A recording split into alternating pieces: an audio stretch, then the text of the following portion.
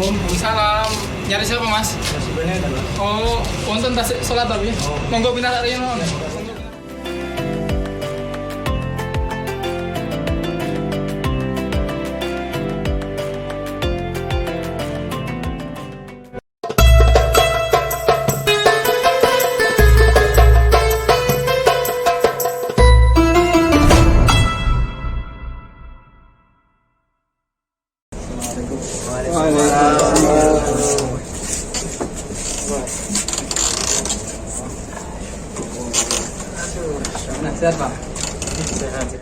Assalamualaikum warahmatullahi wabarakatuh. Waalaikumsalam warahmatullahi wabarakatuh. Alhamdulillah.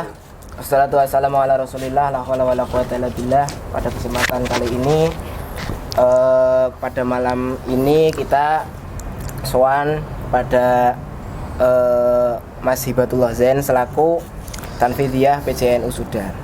Yeah. Nah, pada malam kali ini Muskilah Santri yaitu kembali lagi Muskilah Santri yaitu kolaborasi antara media, dakwah dan literasi, yaitu berkomponen dari lembaga dakwah, lembaga LTN atau lembaga Ta'lifan Nasyr dan juga MKNU atau tim kreatif media.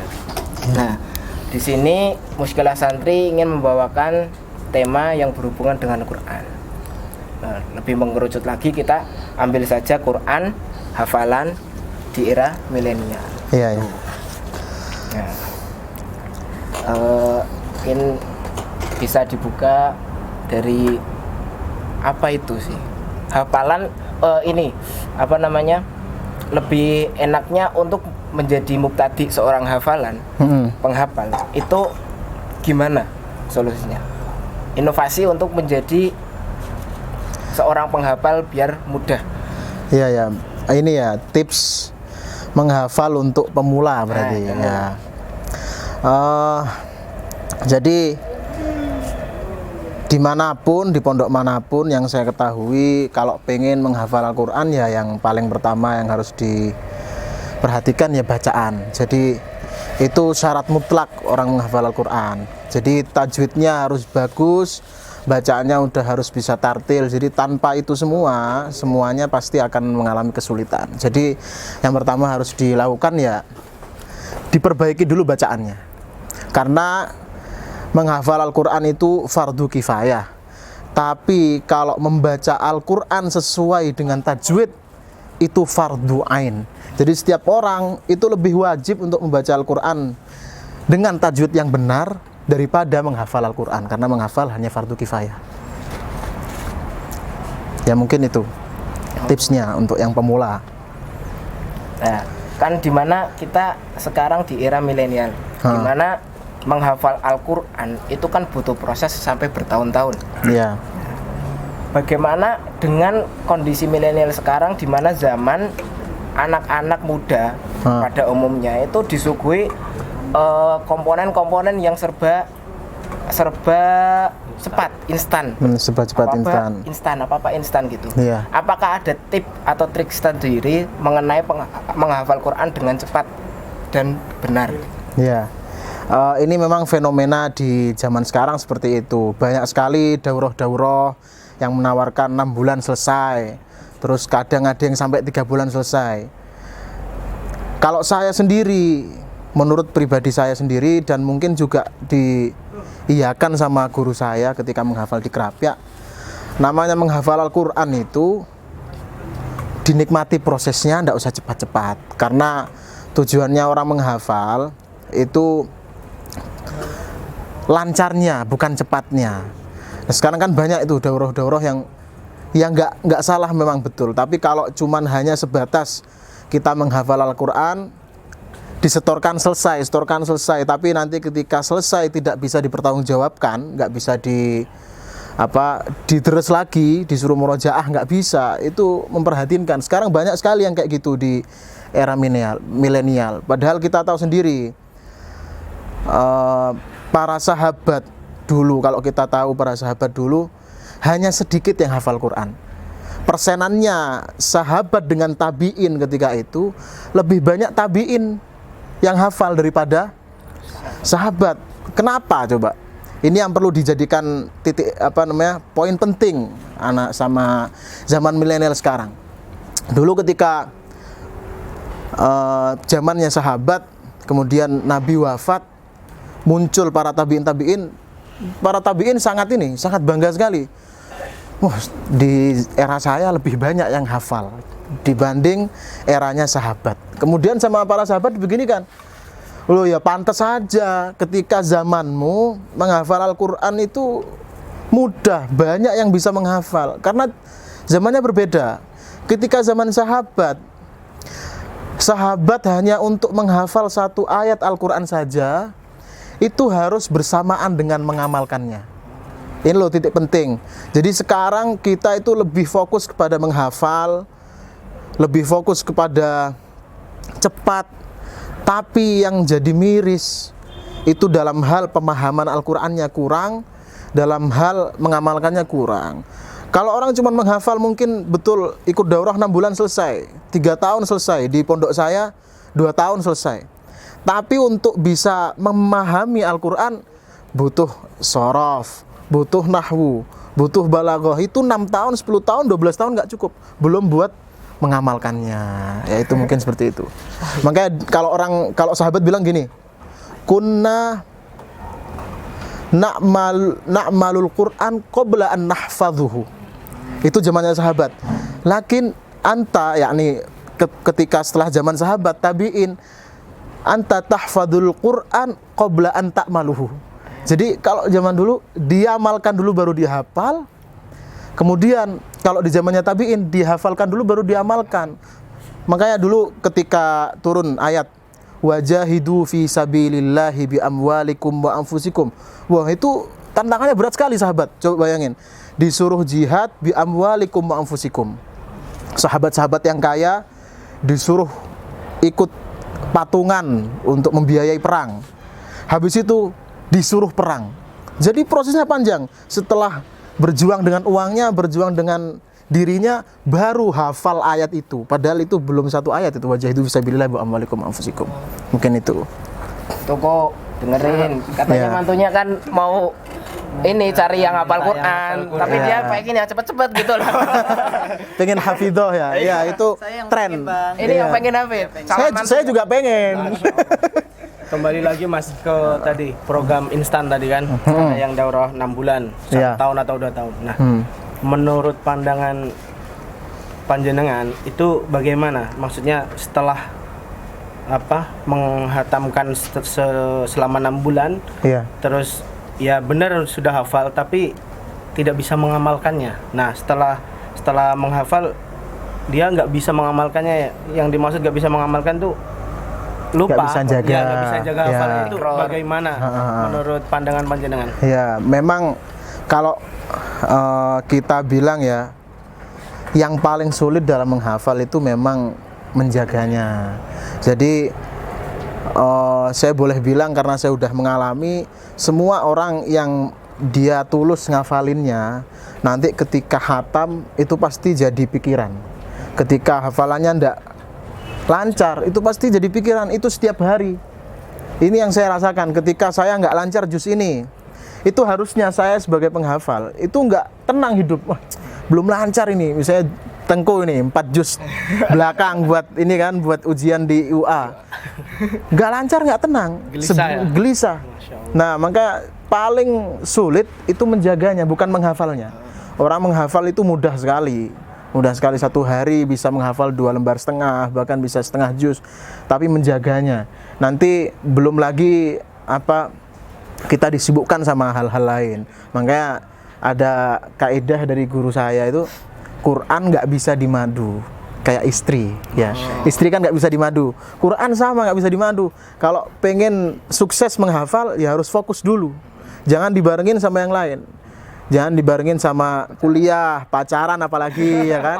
Maksiat itu lagi, apalagi maksiat. Itu malah bikin susah menghafal. Jadi nggak sedikit orang yang menghafal itu nggak susah karena dibarengi. Tapi nggak sedikit juga yang sudah fokus gagal juga. Kenapa ya? Karena itu tadi niatnya itu kurang tertata. Jadi kalau menurut saya ya menjaganya lebih penting daripada menghafalnya. Jadi lebih baik dikit-dikit. 1 bulan hanya 1 juz, tapi ketika 1 juz itu 1 bulan itu bisa dipertanggungjawabkan. Lebih baik daripada 1 bulan menghafal 3 juz tapi nggak ada yang lancar sama sekali. Gitu. Berarti kesimpulannya itu tetap menghafal dan menjaganya ya. Ya, menjaga yang tergesa-gesa. yang paling penting menjaganya, yang paling penting menjaganya. Iya. Sebelumnya izin rokok dulu. Iya, moga-moga diminum. Izin minum dulu. Diminum. Cuaca Sudan lagi nggak, ini lagi panas kan, harus minum. Hari ini tembus 44 derajat. Alhamdulillah. Tambah mati listrik. Listrik. Ya itu. Puasa ke 12. Ya itu jadi kalau ngomongin ini nih, puasa di Sudan panas sama mati listrik, itu ada kaidahnya. Kalau kamu pengen merasakan kenikmatan, kamu harus tahu dulu pahitnya. Kalau kamu pengen tahu manisnya, enaknya ada angin AC, ya kamu harus tahu dulu mati listrik, kepanasan gitu. Betul. Menyambung tadi mengenai kan kerapiak, disebutkan kerapiak. Mungkin di Indonesia sendiri, maksudnya kerapiak kan Indonesia, adakah corak yang berbeda atau entah itu dari langgem, entah itu dari cara bacaan, entah itu dari apapun itu metode yang ada di kerapiak dibandingkan dengan yang ada di Sudan? Di Sudan kan mempunyai yang metode yang dikenal dengan khulwah dan lain sebagainya. Mungkin dapat Ya, kalau kita ngomongin metode antara Indonesia dengan Sudan itu banyak sekali perbedaannya, dan memang di Sudan itu unik. Dan saya berkesempatan berpengalaman beberapa kali kan di khulwah agak lama, 1 bulan 2 bulan. Itu yang unik kalau di Sudan ditulis di lauhah ya. Jadi kalau mau ngafalin pagi-pagi habis subuh, itu orang-orang di Sudan tuh bawa papan kayu, habis itu ditulis di lauhah pakai tinta gitu, ditulis di lauhah. Kalau sudah ditulis baru dihafalkan, kemudian disetorkan. Nah, itu yang pertama. Makanya orang Sudan itu hafalnya tidak hanya secara lisan, tapi secara tulisan juga hafal. Itu orang Sudan. Yang kedua, Sudan itu punya metode yang unik yang nggak ditemui di Indonesia, itu tawaf. Nah, kalau di khalwah habis isya biasanya, habis sholat isya, murojaahnya itu sambil tawaf. Dan ustadznya juga tawaf. Jadi kalau mau setoran murojaah, kalau di kerapiak kan setorannya murojaah, ya udah duduk aja sama kiai. Nah, kalau di Sudan itu setorannya sambil tawaf. Nah, misalnya ada 100 santri ya, itu tawaf nggak mungkin semuanya ikut setoran. Paling yang setoran cuma 4 orang, 5 orang. Tapi yang lainnya tawaf itu membaca hafalannya sendiri, juz berapapun. Lah itu yang menurut saya unik, karena kalau di Indonesia kita itu biasanya kalau orang yang malas ini kayak saya ini ya, itu deresnya itu hanya untuk nyiapin setoran. Tapi kalau di Sudan karena ada model tawaf gini, akhirnya nggak setoran pun tetap deres. Nah itu, jadi itu ya dua ya. Yang pertama, orang Sudan itu hafalnya tidak cuma secara lisan tapi tulisan karena dilatih sama nulis di lauhah. Kemudian ada tawaf. Nah, kalau di Indonesia ya, kalau di kerapiak khususnya, ini mungkin yang membedakan sama yang lain. Di kerapiak itu kalau di tempat saya 1 hari itu setorannya hafalan baru dan hafalan lama. Cuman yang itu maklum lah di pondok manapun, tapi yang unik di tempat saya itu kelipatan 5 juz, kita harus berhenti hafalannya, nggak boleh nambah baru, dilancarin dulu yang bawah, kemudian disimakkan, semaan 1 kali dudukan 5 juz, itu terus sampai 30. Jadi selesai 10 berhenti, lancarkan simaan 10 juz, terus sampai gitu sampai 30 juz. Itu. Berarti kurang lebih ada 6 tahap proses untuk mencapai 30 juz ya Mas? Iya, 6 tahap ya, karena 5 juz, kelipatan 5 juz. Kelipatan 5 juz sampai ke 30. Sampai 30 juz ya. Nah, ini Mas. Sebenarnya tingkat kesulitan menghafal Al-Qur'an itu gimana namanya? ada di titik mana. yang benar-benar kesulitan Kesulitan. menghafal Al-Quran gitu loh. Paling down berarti titik paling Ya. titik Paling nol. sulit lah dari kita yang mungkin Males atau apa itu. mulai menghafal dari nol, mungkin titik kesulitan itu dari mana. Mungkin sampean bisa ngasih Iya, iya. solusi yang lebih Solusi. inspiratif lah buat Ah. kita-kita yang ingin menghafal kan, biar lebih giat lagi menghafal itu. Oke. Saya bagi jadi dua ya. Kesulitan orang menghafal. Yang paling sulit, kalau yang lainnya itu saya anggap tidak sampai taraf segitulah. Dua. Yang pertama di awal pertama kali menghafal dan di akhir. Ya. Yang pertama yang paling sulit apa? Yang paling sulit kita menemukan niat kita yang baik itu apa? Motivasi kita yang baik itu apa? Karena kalau niat dan motivasinya dari awal sudah salah, itu bakal kesulitan. Contoh, kalau kamu menghafal Al-Quran cuma hanya untuk apa? Untuk ujian di UA biar bisa 4 juz, ya. Kalau cuman ngafalin Quran tujuannya biar bisa lulus ujian, ya kamu bakal sampai situ aja. 4 juz aja. Gitu ya. Sampai situ aja. Kalau kamu menghafal Al-Quran karena diiming-imingi orang tua nanti kalau hatam dibeliin ninja misalnya, diumrohin, ya kamu bakal sampai situ aja. Tapi kalau kamu dari awal motivasi niatnya udah, saya ngafalin Quran pengen nyenengin orang tua, biar orang tua kita nanti di surga dikasih mahkota, misal. Walaupun syaratnya orang tua dikasih mahkota itu harus ngamalin juga, nggak cuma selesai dihafal. Nah itu nanti bakal termotivasi. Itu yang pertama. Jadi kesulitan pertama itu niat dan cari motivasi menghafalmu itu untuk apa tujuannya. Yang kedua, yang tadi udah saya sampaikan, menjaga. Jadi kita nggak heran kalau kamu masih di pondok, kita masih di pondok, masih ada kiai, masih ada kewajiban untuk menghafal setoran tiap hari. Kamu bisa setoran lancar hafalanmu, itu biasa aja karena kamu masih di pondok, lingkungan mendukung. Tapi ketika kayak saya hatam Quran tahun 2014, belum ada setahun saya langsung berangkat ke Sudan, belum begitu lekat hafalannya, tapi tahu-tahu udah nggak di lingkungan pondok, saya harus menghafal sendiri, saya harus murojaah sendiri, nggak ada tuntutan. Itu yang paling sulit. Jadi kamu bisa menjaga itu, bisa dikatakan bisa menjaga hafalanmu kalau kamu sudah nggak di lingkungan pondok itu gimana? Ketika kamu kesibukanmu udah kompleks, banyak kali sibukan itu. Yang penting, jadi kalau Baharwani ya, itu kalau berpesan, kalau orang yang udah hafal Quran minimal 1 juz 1 hari, minimal 1 juz. Terus almarhum Kiai Najib Abdul Qadir juga pesan, orang yang sudah dikasih hafalan Al-Quran jangan sibuk sama wirid yang lain. Itu makanya yang bikin saya sampai sekarang belum nambah wirid toriko apa itu, karena itu hafalan Quran sendiri aja belum istiqomah gitu. Terus gimana saya mau nambah yang lain. Jadi itu kalau orang hafal Al-Quran tuh ya memang harus ada yang dikorbankan.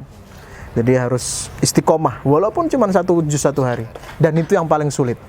Makanya istiqomah khairun min alfi karomah, karena istiqomah ini yang paling sulit. Nah ini kuncinya orang hafal Quran sukses, istiqomah gitu. Nah, gini, kita kan sebagai santri bukan hanya dituntut, salah satu tuntutan untuk hafal Al-Quran ya, Yeah. tapi juga mempelajari ilmu-ilmu yang lain. Iya. Kalau menurut panjenengan itu lebih baik mana, menghafal Yeah. Al-Quran dulu atau mempelajari ilmu-ilmu yang lain dulu? Iya. Karena biasanya kalau seperti kami berdua ini kan salaf, Iya. kalau sudah kebanyakan ya, kalau sudah belajar di pondok salaf itu kemungkinan untuk lanjut di pondok pesantren yang menghafal Quran itu sangat sedikit presentasi. Itu bagaimana? Ya, ini juga dilema ya kita ya santri ya. Saya ingat perkataannya Mbah Maimun Zubair almarhum. Dulu ini ceritanya dari kiai saya sendiri. Kiai saya bilang cerita begini. Ini memotivasi santri-santrinya. Ada seorang santri itu pamit izin sama Mbah Maimun untuk menghafal. Mbah Maimun kalau pamit badhe ngapalke Quran. Terus sama Mbah Maimun langsung dibeginikan. Kamu berapa tahun selesai hafal Al-Quran? Begitukan sama Mbah Maimun. Kalau kamu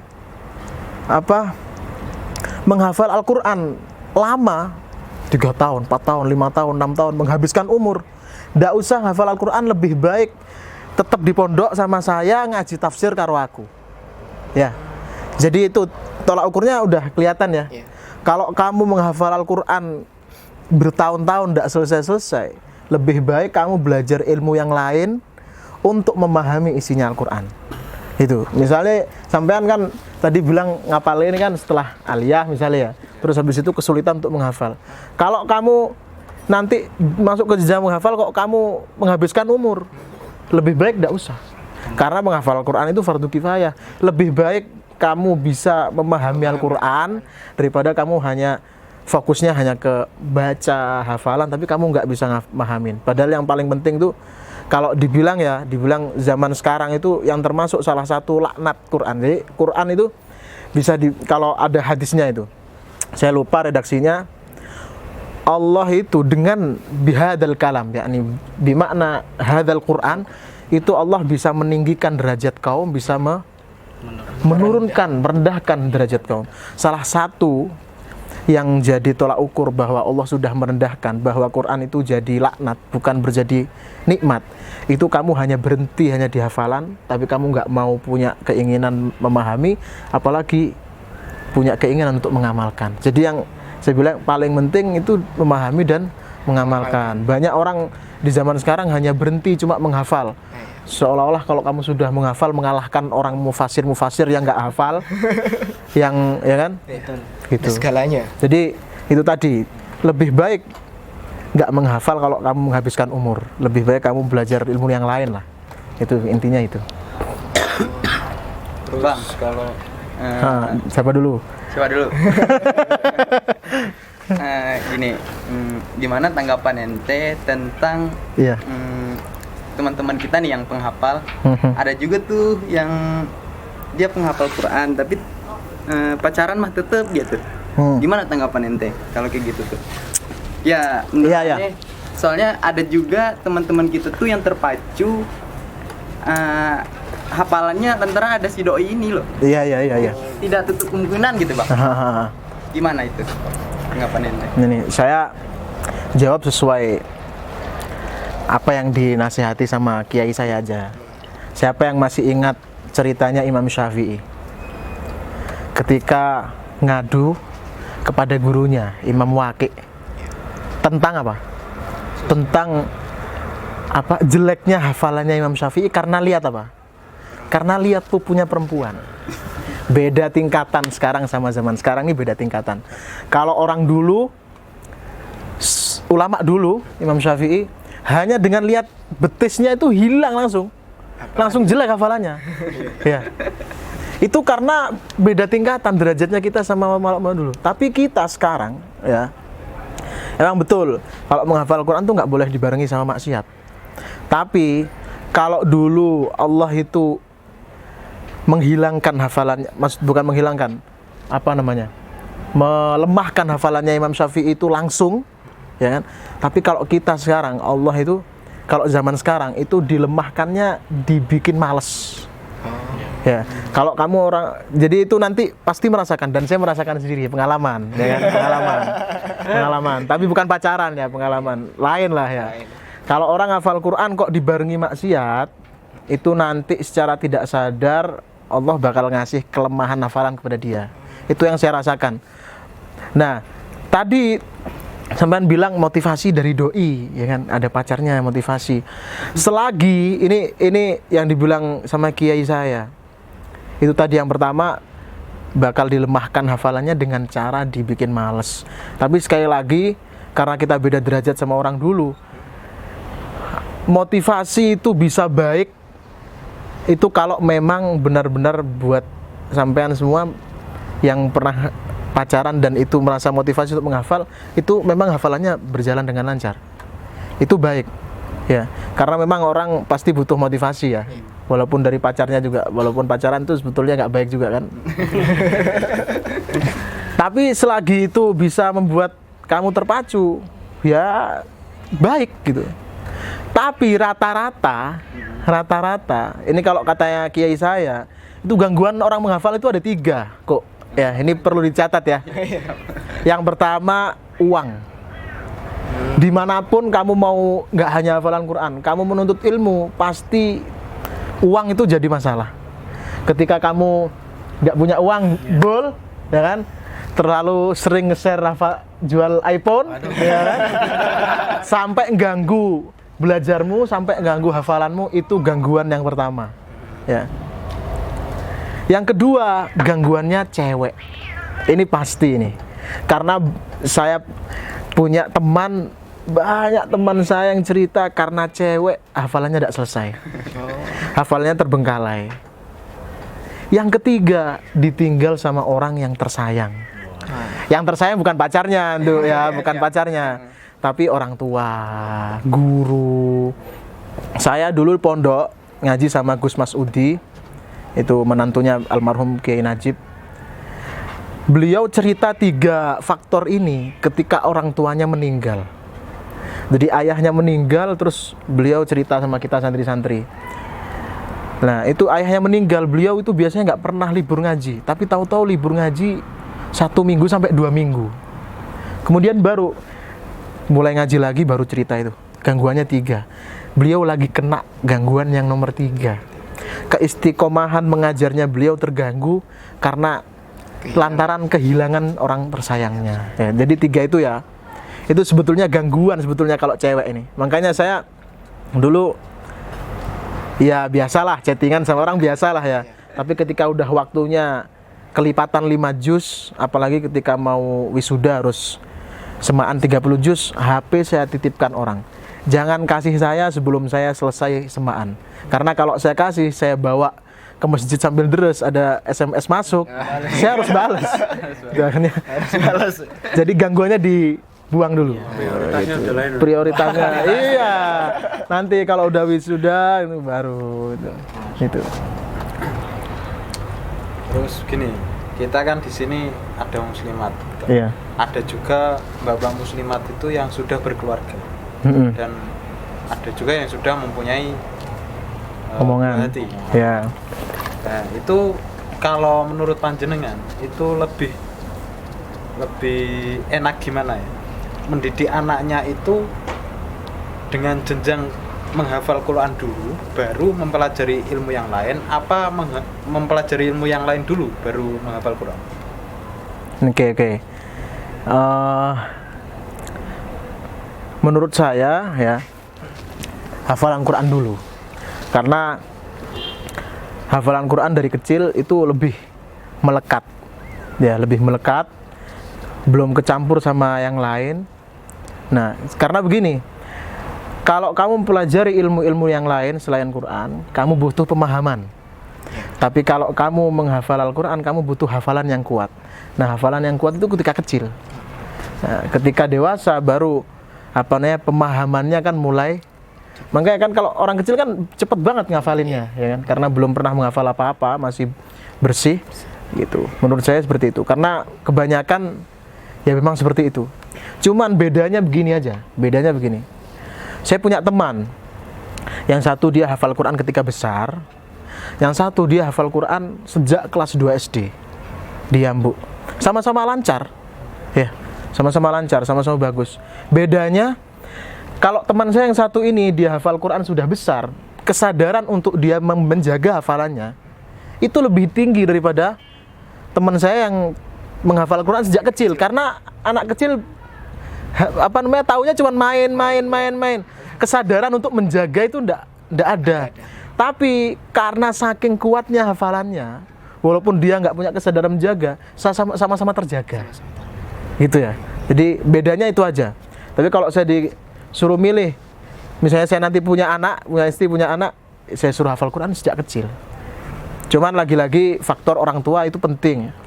Jadi kalau pengen punya anak hafal Quran sejak kecil ya berarti nggak sebelum masuk TPQ, TPA, Taman Pendidikan Al-Quran, itu orang tuanya udah harus ngajarin dulu. Karena nggak mungkin anak kecil bisa mulai menghafal kalau masuk SD belum bisa baca itu. Nah itu.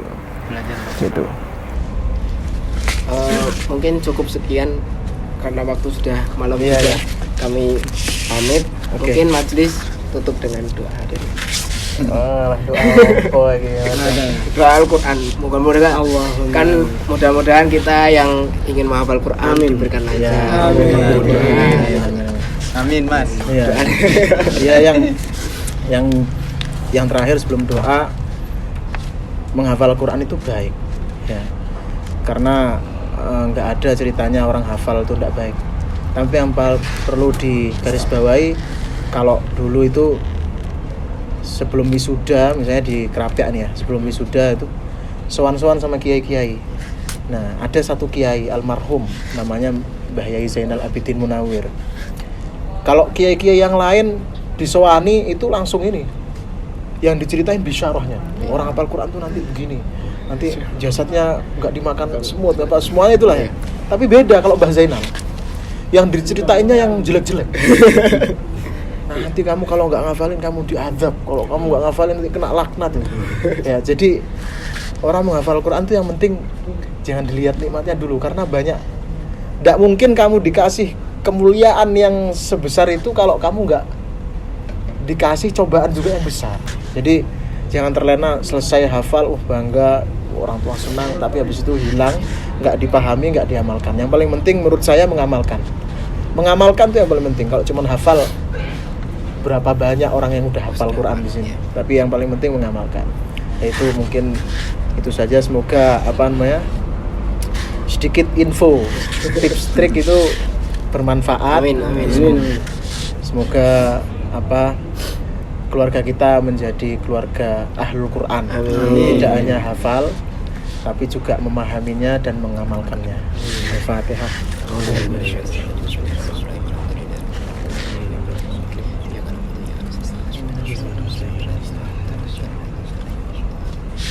Bismillahirrahmanirrahim. Hamdan syakirin, hamdan na'imin, hamdan yuafi ni'mahu wa yukafi'u mazidah. Ya Rabbana lakal hamdu wa lakal syukru kama yanbaghi li jalali wajhikal karim wa 'azimi sultanik. اللهم اجعلنا وأهلنا وذريتنا من أهل القرآن وأهل الخير ولا تجعلنا من أهل الشر والضير.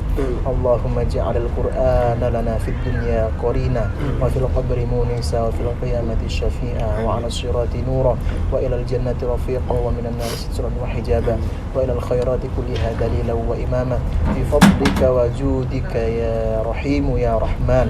اللهم ارحمنا بترك المعاصي أبدا ما بخيتنا وارحمنا من أن نتكلف ما لا يعنينا وارزقنا حسن النظر فيما يرضيك عنا يا الله. ربنا هب لنا من أزواجنا وذرياتنا قرة أعين واجعلنا للمتقين إماما. ربنا آتنا في الدنيا حسنة وفي الآخرة حسنة وقنا عذاب النار. رب اختم لنا بالإيمان، رب اختم لنا بحسن الخاتمة. سبحان ربك رب العزة عما يصفون وسلام على المرسلين والحمد لله رب العالمين. بسر الفاتحة.